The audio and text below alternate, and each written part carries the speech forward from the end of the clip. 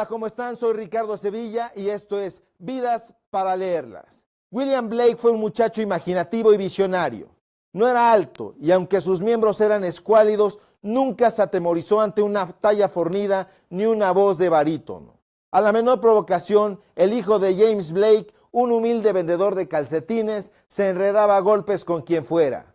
Un día le dijo a su madre, Catherine Wright, una maestra que decidió no llevarlo a la escuela y educarlo en casa, que había visto un árbol atiborrado de ángeles y no le había dado miedo.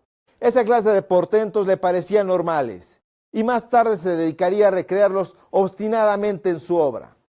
Su camaradería con los seres invisibles conservó durante toda su vida una especie de candorosa familiaridad y nunca se sintió turbado por su comercio con el mundo sobrenatural. Una mañana, mientras estaba recostado en su cama, sintió morir de terror al ver a Dios asomarse por la ventana de su habitación. Blake fue un asaz lector de las Sagradas Escrituras y jamás leyó la Biblia sin que un ángel caído, invariablemente culto y armado de una aplastante filosofía, llegara hasta donde él se encontraba, vomitado de las mismas mazmorras del infierno, exprofeso para esclarecerle el texto. Blake se tuteó con Moisés y Dante sin que el uno ni el otro se sorprendieran de tan raras confiancitas. En la mesa de su casa, los profetas Isaías y Ezequiel compartieron también con él los alimentos. El poeta Milton también apareció para dialogar con él, aunque a veces se ponía pesado y tenía que despedirlo. He visto a Milton ayer. He intentado demostrarle que estaba equivocado. Imposible, escribió. ¿A quién saluda usted?, le preguntó una vez, intrigado por su monologante afabilidad, cierto amigo que lo escuchó hablar consigo mismo en la calle. Al apóstol Pablo, le respondió Blake, muy quitado de la pena. Como lo creyeron loco, algunos de sus coterráneos lo llamaron despectivamente Mad Blake. Y para aligerar el apodo, dijeron que sus múltiples desvaríos, bien vistos, podrían ser una locura trascendental. En otra ocasión, algún visitante inopinado encontró a Blake y a su mujer completamente desnudos sentados en el piso, leyendo precisamente el autor del Paraíso Perdido. Entre usted, dijo Blake, cordialísimo. No somos más que Adán y Eva. Un día escandalizó a la concurrencia y sobre todo a su mujer, Catherine Busher, cuando anunció que tal y como había hecho Abraham, tomaría a una segunda esposa.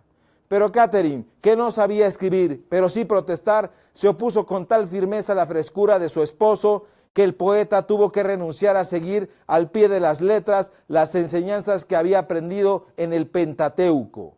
Y privarse de sus anhelos, por cierto, era algo que lo indignaba y le ponía los cabellos de punta. Blake sostenía que quienes reprimen su deseo son aquellos cuyo deseo es bastante débil para poder ser reprimido, que la senda del exceso lleva al palacio de la sabiduría y que la prudencia es una fea y rica solterona cortejada por la incapacidad. Eso dijo. Blake fue un hombre testarudo y en contraste con sus queridos y admirados profetas que ya no sentían el aguijón de las pequeñas y viles animosidades humanas, su intolerancia sobrepasaba cualquier cosa. Una mañana, mientras intentaba explicarle a un grupo de estudiantes cuál era el origen de las efigies pintadas que adornaban los muros interiores de la abadía de Westminster, un jovencito creyó chistoso interrumpir su arenga. El iracundo Blake no toleró la hazaña y dándole un certero puñetazo en el pecho, lo hizo caer de bruces desde el andamio. William Blake, por otro lado, se alimentó, quizá hasta el empacho, de literatura hermética y siempre tuvo una mórbida inclinación por lo misterioso y sibilino. En una semblanza descuidada, el escritor estadounidense Julian Green afirmó que Swedenborg fue el teólogo a quien Blake más admiró, pero se equivocó, como en otras biografías, o mintió deliberadamente, o quizá algo más tonto, concentrado en repetir los datos biográficos cacareados por tantos otros. El orgulloso biógrafo, que por cierto fue el primer estadounidense en ser elegido miembro de la Academia Francesa, no puso atención a lo que el propio Blake había escrito.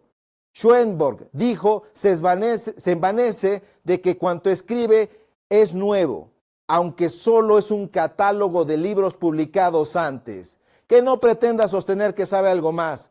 solo sostiene una vela al sol. Eso dijo Blake. Y es que el profeta William Blake, con una rabia parecida a la de Cerbero, fue un guardián implacable de sus propias creencias. No dejó pasar por su puerta a nadie que no se ajustara íntegramente a sus autosugestiones.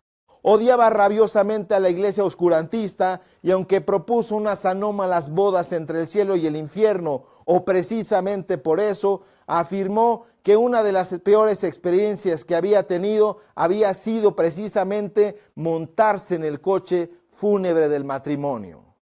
Blake, por otra parte, fue también un dibujante concienzudo.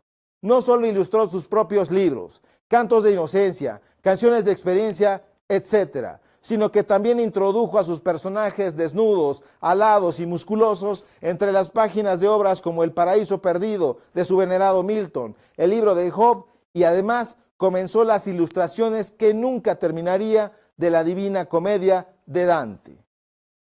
Y no concluyó porque Blake solo dibujaba cuando, según decía él mismo, había tenido alguna importante revelación.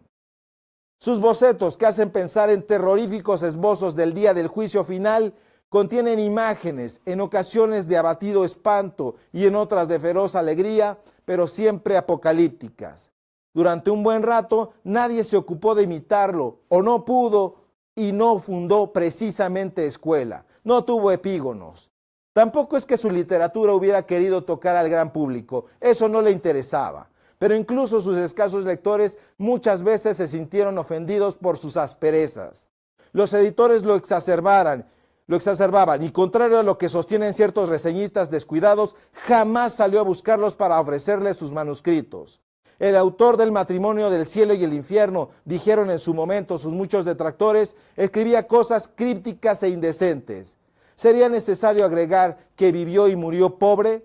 Curiosamente, muchas decenas después de su muerte, sería un poeta escéptico, Swinburne, quien le cantó al sadomasoquismo, al lesbianismo y al suicidio, el encargado de exaltar la imagen y erigir el altar del pagano e iluminado William Blake. Yo soy Ricardo Sevilla y les recuerdo que fue precisamente el poeta Fernando Pessoa quien dijo: somos cuentos contando cuentos, nada. Nos vemos la próxima, compártanos. Un abrazo.